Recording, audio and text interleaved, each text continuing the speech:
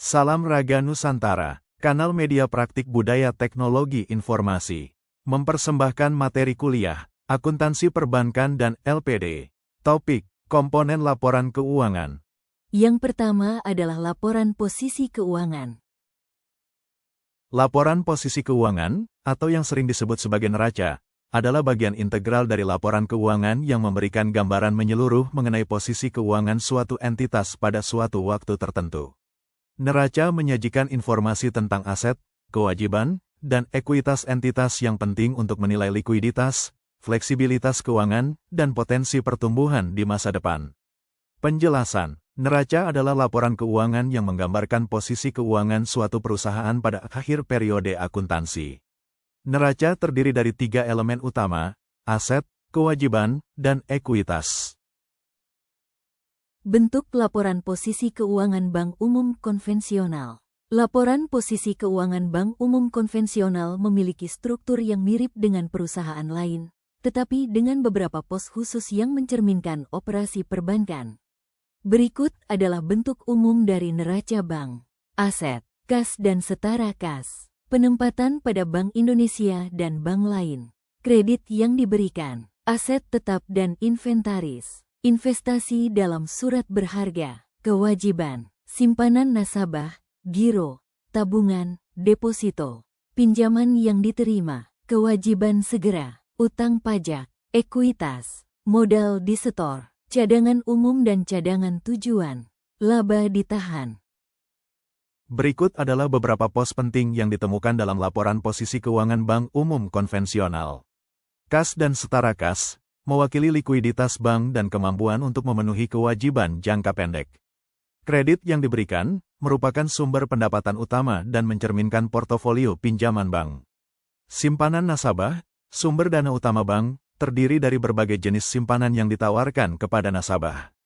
Modal disetor menunjukkan jumlah modal yang telah disetorkan oleh pemegang saham ke dalam bank. Mari kita perhatikan laporan keuangan konsolidasian. PT Bank Negara Indonesia, Persero, terbuka dan entitas anak per tanggal 31 Desember tahun 2023. Kita lanjutkan memperhatikan pos-pos laporan posisi keuangan PT Bank Negara Indonesia berikut. Akun aset. 1. Kas. 2. Penempatan pada Bank Indonesia. 3. Penempatan pada bank lain. 4. Tagihan spot dan derivatif, forward. 6. Surat berharga yang dijual dengan janji dibeli kembali, repo. 7. Tagihan atas surat berharga yang dibeli dengan janji dijual kembali, reverse repo. 8. Tagihan akseptasi. 9. Kredit yang diberikan. 10. Pembiayaan syariah. 11. Penyertaan modal. 12. Aset keuangan lainnya. 13. Cadangan kerugian penurunan nilai aset keuangan. A. Surat berharga yang dimiliki. B. Kredit yang diberikan dan pembiayaan syariah. C. Lainnya. 14. Aset tidak berwujud. Akumulasi amortisasi aset tidak berwujud. 15. Aset tetap dan inventaris. Akumulasi penyusutan aset tetap dan inventaris. 16. Aset non-produktif. A. Properti terbengkalai. B. Agunan yang diambil alih. C. Rekening tunda. D. Aset antar kantor. 17. Aset lainnya. Akun liabilitas. 1. Giro. 2. Tabungan. 3. Deposito. 4. Uang elektronik. 5. Liabilitas kepada Bank Indonesia. 6. Liabilitas kepada bank lain. 7. Liabilitas spot dan derivatif, forward. 8. Liabilitas atas surat berharga yang dijual dengan janji dibeli kembali, repo. 9. Liabilitas akseptasi. 10. Surat berharga yang diterbitkan. 11. Pinjaman, pembiayaan yang diterima.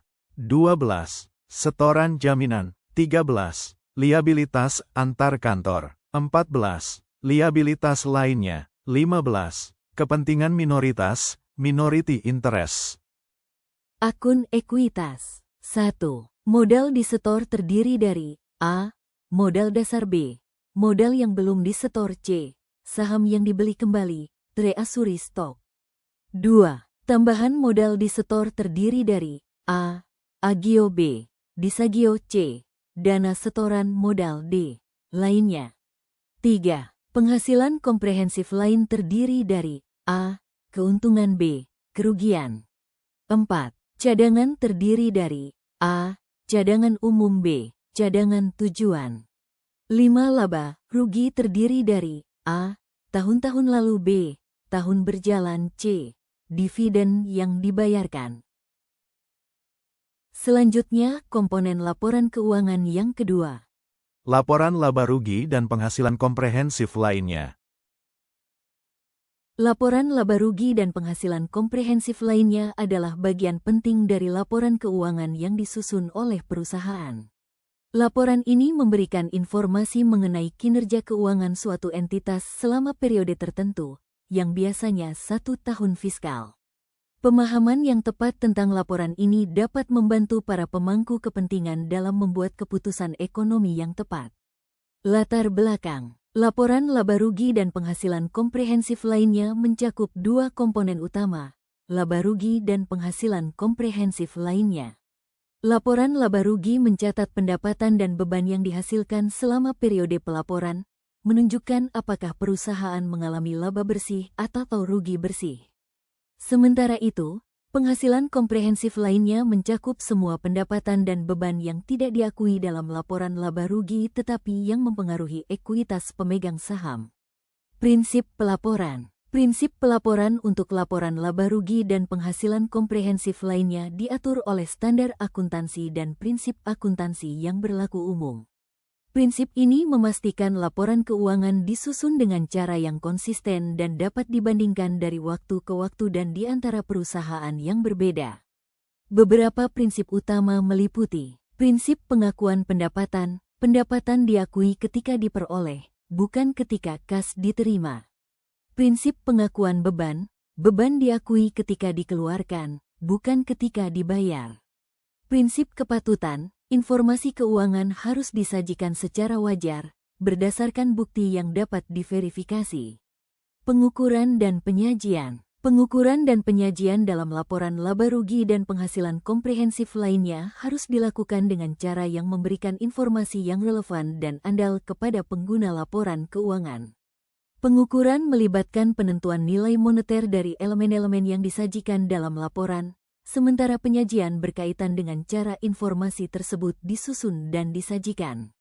Pengukuran, elemen-elemen seperti pendapatan, beban, aset, dan liabilitas diukur dengan menggunakan berbagai basis pengukuran, seperti biaya historis, nilai wajar, atau nilai kini. Penyajian, informasi keuangan disajikan dalam format yang jelas dan terstruktur, sehingga memudahkan pengguna untuk menafsirkan informasi tersebut. Penerapan standar akuntansi Indonesia. Di Indonesia, penerapan standar akuntansi diatur oleh Ikatan Akuntan Indonesia, IAI, melalui Pernyataan Standar Akuntansi Keuangan, PSAK. PSAK memandu entitas dalam menyusun laporan keuangan yang sesuai dengan praktik terbaik internasional, sambil mempertimbangkan konteks dan lingkungan ekonomi Indonesia. PSAK 1 memberikan pedoman tentang penyusunan dan penyajian laporan keuangan, termasuk laporan laba rugi dan penghasilan komprehensif lainnya. PSAK 25 menyediakan panduan tentang kebijakan akuntansi, perubahan estimasi akuntansi, dan kesalahan. Dengan memahami dan menerapkan standar akuntansi ini, perusahaan di Indonesia dapat menyusun laporan keuangan yang transparan dan dapat dipercaya, yang pada akhirnya membantu dalam pengambilan keputusan ekonomi yang lebih baik. Untuk memahami laporan laba rugi dan penghasilan komprehensif lainnya, kembali kita menggunakan data PT Bank Negara Indonesia Persero, terbuka periode yang berakhir tanggal 31 Desember tahun 2023. File dokumen laporan dapat didownload pada Google Drive yang disertakan linknya pada bagian deskripsi. Silakan klik deskripsi untuk memperoleh informasi rinci. Baiklah, kita lanjutkan dengan memahami isi laporan laba rugi dan penghasilan komprehensif lainnya berikut ini. Akun laba rugi, pendapatan dan beban operasional. Poin A adalah pendapatan dan beban bunga, terdiri dari 1. Pendapatan bunga. 2. Beban bunga. 3. Pendapatan premi dan hasil investasi. 4. Beban klaim. Poin B adalah pendapatan dan beban operasional lainnya, terdiri dari 14 item akun.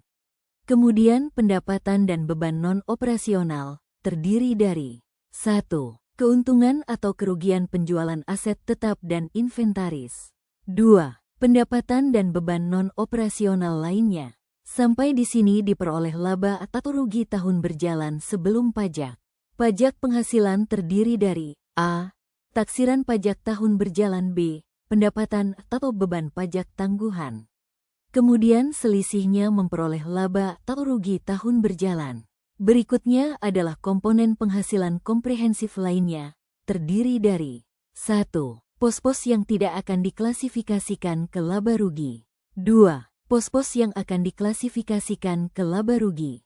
Selisih dua item ini memperoleh penghasilan komprehensif lain tahun berjalan setelah pajak. Penjumlahan terakhir adalah total laba atau rugi komprehensif tahun berjalan. Dari laba atau rugi tahun berjalan yang dapat diatribusikan kepada 1. Pemilik. 2. Kepentingan non-pengendali. Memperoleh total laba atau rugi bersih tahun berjalan. Dari laba atau rugi komprehensif yang dapat diatribusikan kepada 1. Pemilik. 2. Kepentingan non-pengendali. Memperoleh total laba atau rugi komprehensif tahun berjalan. Demikianlah item akun yang ada pada komponen laporan laba rugi dan penghasilan komprehensif lainnya. Secara lengkap dapat dibuka pada file dokumen yang sudah dibagikan. Selanjutnya, komponen laporan keuangan yang ketiga. Laporan perubahan ekuitas merupakan bagian penting dari laporan keuangan suatu perusahaan. Laporan ini memberikan gambaran mengenai perubahan ekuitas pemilik selama periode tertentu, yang mencakup penambahan dan penarikan modal, laba atau rugi bersih, serta distribusi dividen. Berikut adalah penjelasan mengenai elemen-elemen penting dalam laporan perubahan ekuitas. Latar belakang dari penyusunan laporan perubahan ekuitas adalah untuk memberikan informasi yang jelas dan transparan kepada pemangku kepentingan mengenai perubahan yang terjadi dalam ekuitas pemilik. Perubahan ini mencerminkan aktivitas keuangan dan keputusan strategis perusahaan, yang pada akhirnya mempengaruhi nilai perusahaan. Dengan memahami perubahan ekuitas, pemegang saham dan investor dapat menilai kesehatan keuangan serta potensi pertumbuhan perusahaan. Pengukuran dan penyajian dalam laporan perubahan ekuitas harus dilakukan sesuai dengan standar akuntansi yang berlaku. Beberapa elemen yang diukur dan disajikan dalam laporan ini meliputi modal saham, menggambarkan jumlah modal yang disetor oleh pemegang saham, laba ditahan, bagian dari laba bersih yang tidak dibagikan sebagai dividen dan digunakan untuk keperluan reinvestasi. Dividen, jumlah yang dibayarkan kepada pemegang saham sebagai bagian dari keuntungan. Penyesuaian ekuitas lainnya, termasuk penyesuaian nilai wajar, keuntungan atau kerugian komprehensif lain yang diakui langsung pada ekuitas. Penyusunan laporan ini harus mencerminkan keakuratan dan keandalan sehingga dapat diandalkan oleh pengguna laporan keuangan. Kepatuhan terhadap standar akuntansi adalah aspek penting dalam penyusunan laporan perubahan ekuitas. Perbankan harus mematuhi pedoman standar akuntansi keuangan, PSAK, atau International Financial Reporting Standard, IFRS, agar laporan keuangan yang disajikan memenuhi ketentuan dan dapat diterima secara global. Kepatuhan ini memastikan bahwa informasi yang disajikan dalam laporan perubahan ekuitas adalah konsisten, dapat dibandingkan, dan relevan bagi pengguna. Nilai dari laporan perubahan ekuitas terletak pada kemampuannya untuk memberikan wawasan mengenai stabilitas dan pertumbuhan ekuitas suatu perusahaan. Laporan ini membantu pemegang saham dan investor dalam 1. Memahami stabilitas keuangan. Dengan mengetahui perubahan ekuitas, investor dapat menilai apakah perusahaan memiliki posisi keuangan yang stabil. 2. Menilai potensi pertumbuhan. Laporan ini memberikan gambaran tentang kemampuan perusahaan untuk tumbuh dan menghasilkan laba di masa depan. 3. Mengambil keputusan investasi. Informasi yang disajikan dapat membantu dalam pengambilan keputusan yang lebih tepat terkait investasi. Dengan demikian, laporan perubahan ekuitas memiliki peran yang signifikan dalam komunikasi keuangan antara perusahaan dan pemangku kepentingannya. Berikut ini adalah contoh laporan perubahan ekuitas yang diambil dari data pada PT Bank Negara Indonesia Persero Terbuka. Format laporan perubahan ekuitas berisi baris yang menjelaskan: 1. Saldo awal periode untuk setiap item ekuitas. 2. Laba komprehensif untuk tahun berjalan. 3. Pembayaran dividen. 4. Kepentingan on pengendali yang diperoleh dari kombinasi bisnis. 5. Alokasi saham treasury untuk pembayaran berbasis saham. 6. Penambahan cadangan pembayaran berbasis saham. 7. Saldo akhir periode untuk setiap item ekuitas. Demikian pemaparan singkat tentang laporan perubahan ekuitas. Perhatikan setiap item ekuitas pada laporan perubahan ekuitas. Informasi mengenai dokumen yang terkait dengan bahan studi kasus ini dilampirkan dalam deskripsi. Selalu berlatih agar lebih cepat paham tentang akuntansi perbankan. Jangan malu bertanya. Mulailah fokus dan menggunakan media yang ada untuk mengikuti proses pembelajaran. Percayalah, Anda orang hebat dan menjadilah diri sendiri. Selanjutnya komponen laporan keuangan yang keempat.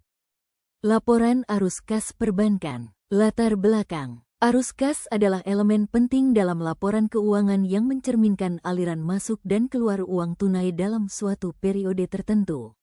Dalam konteks perbankan, laporan arus kas memberikan gambaran mengenai likuiditas bank, kemampuan bank untuk memenuhi kewajiban jangka pendek, serta efisiensi operasional bank dalam mengelola sumber daya keuangan. Laporan arus kas dalam perbankan tidak hanya berfungsi untuk menilai performa keuangan, tetapi juga menjadi alat penting dalam pengambilan keputusan manajemen dan pemangku kepentingan lainnya, termasuk investor dan regulator. Penilaian dan pengukuran dan penyajian. Penilaian arus kas dalam perbankan melibatkan analisis terhadap 3 aktivitas utama: operasi, investasi, dan pendanaan. Arus kas dari aktivitas operasi mencakup penerimaan dan pembayaran kas yang berkaitan dengan aktivitas utama bank, seperti penerimaan bunga, pembayaran bunga, dan biaya operasional lainnya. Arus kas dari aktivitas investasi mencakup transaksi yang melibatkan pembelian dan penjualan aset tetap, serta investasi jangka panjang lainnya. Arus kas dari aktivitas pendanaan mencakup arus kas yang berasal dari kegiatan pendanaan, seperti penerbitan saham atau obligasi dan pembayaran dividen. Penyajian laporan arus kas harus mengikuti standar akuntansi yang berlaku untuk memastikan transparansi dan konsistensi dalam pelaporan keuangan. Informasi ini harus disajikan dengan jelas agar dapat dipahami oleh semua pemangku kepentingan. Mengapa arus kas penting? Arus kas memiliki peran krusial dalam keberlangsungan operasional dan stabilitas finansial bank. Berikut beberapa alasan mengapa arus kas sangat penting. Likuiditas. Arus kas memberikan informasi tentang likuiditas bank, yang merupakan kemampuan bank untuk memenuhi kewajiban jangka pendek. Likuiditas yang baik memastikan bank dapat memenuhi permintaan penarikan dana oleh nasabah. Kinerja keuangan. Dengan menganalisis arus kas, manajemen dapat menilai kinerja bank dalam menghasilkan kas dari operasi sehari-hari, serta mengevaluasi efisiensi dalam penggunaan dana. Perencanaan dan pengambilan keputusan. Laporan arus kas merupakan alat penting dalam perencanaan keuangan dan pengambilan keputusan strategis, seperti keputusan investasi dan pendanaan. Kepercayaan investor. Laporan arus kas yang sehat meningkatkan kepercayaan investor terhadap stabilitas dan prospek pertumbuhan bank di masa depan. Dengan memahami dan mengelola arus kas dengan baik, perbankan dapat memastikan keberlanjutan operasional dan meningkatkan nilai bagi pemegang saham. Kita kembali menggunakan data PT Bank Negara Indonesia Persero Terbuka untuk memahami praktik akuntansi perbankan pada komponen laporan keuangan yang keempat, yaitu laporan arus kas. Arus kas dari aktivitas operasi terdiri dari 1. Penerimaan pendapatan bunga. 2. Pembayaran beban bunga. 3. Pendapatan premi dan hasil investasi. 4. Beban klaim. 5. Pendapatan operasional lainnya. 6. Beban operasional lainnya. 7. Beban bukan operasional, bersih. 8. Pembayaran pajak penghasilan. Jumlah item arus kas dari aktivitas operasi merupakan arus kas sebelum perubahan dalam aset dan liabilitas operasi. Perubahan dalam aset dan liabilitas operasi meliputi kenaikan atau penurunan aset operasi terdiri dari 1. Penempatan pada Bank Indonesia dan bank lain. 2. Efek-efek dan obligasi pemerintah yang diukur pada nilai wajar melalui laba rugi. 3. Efek-efek yang dibeli dengan janji dijual kembali. 4. Wesel ekspor dan tagihan lainnya. 5. Pinjaman yang diberikan. 6. Tagihan akseptasi. 7. Beban dibayar di muka. 8. Penempatan term deposit devisa hasil ekspor. 9. Aset lain-lain. Berikutnya adalah penurunan atau kenaikan liabilitas operasi. 1. Liabilitas segera. 2. Simpanan nasabah. 3. Simpanan dari bank lain. 4. Kewajiban atas penempatan. Term deposit falas. Devisa hasil ekspor. 5. Beban yang masih harus dibayar. 6. Imbalan kerja. 7. Liabilitas akseptasi. 8. Utang pajak. 9. Liabilitas lain-lain. Kas bersih diperoleh dari aktivitas operasi. Arus kas dari aktivitas investasi meliputi 1. Penjualan efek-efek yang diukur pada nilai wajar melalui penghasilan komprehensif lain dan biaya perolehan yang diamortisasi. 2. Pembelian efek-efek yang diukur pada nilai wajar melalui penghasilan komprehensif lain dan biaya perolehan diamortisasi. 3. Penjualan dari obligasi pemerintah yang diukur pada nilai wajar melalui penghasilan komprehensif lain dan biaya perolehan yang diamortisasi. 4. Pembelian dari obligasi pemerintah yang diukur pada nilai wajar melalui penghasilan komprehensif lain dan biaya perolehan yang diamortisasi. 5. Pembelian aset tetap. 6. Hasil penjualan aset tetap. 7. Akuisisi entitas anak. 8. Penyertaan pada entitas anak. 9. Penyertaan modal di investasi asosiasi. 10. Kas yang diperoleh dari akuisisi entitas anak. Kas bersih digunakan dari aktivitas investasi. Arus kas dari aktivitas pendanaan meliputi 1. Penerimaan pinjaman yang diterima. 2. Pembayaran pinjaman yang diterima. 3. Penerimaan efek-efek yang dijual dengan janji dibeli kembali. 4. Pembayaran atas efek-efek yang diterbitkan. 5. Penerimaan atas efek-efek yang diterbitkan. 6. Saham treasury. 7. Pembayaran liabilitas sewa. 8. Pembayaran dividen. Kas bersih digunakan untuk diperoleh dari aktivitas pendanaan. Berdasarkan data yang disajikan, dari ketiga arus kas menunjukkan bahwa terjadi penurunan bersih kas dan setara kas pada tahun 2023. Kemudian ditambahkan dengan posisi kas dan setara kas pada awal tahun dan ditambah atau dikurangi dengan pengaruh perubahan kurs mata uang asing maka diperoleh kas dan setara kas pada akhir tahun.